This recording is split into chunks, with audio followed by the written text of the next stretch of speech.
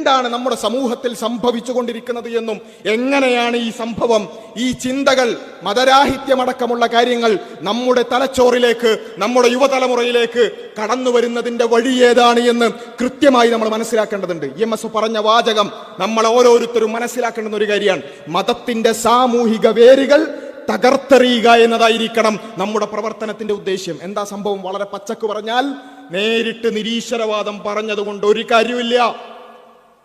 അത് പറഞ്ഞാൽ ദൈവമില്ലെന്ന് അവരോട് പറഞ്ഞ് സംവദിക്കാൻ പോയാൽ നിങ്ങൾക്ക് വിജയിക്കാൻ സാധ്യമല്ല. ആളുകൾ കൂടുതൽ കൂടുതൽ ദൈവവിശ്വാസികളാവുകയല്ലാതെ പിന്നെ എന്ത് ചെയ്യണം?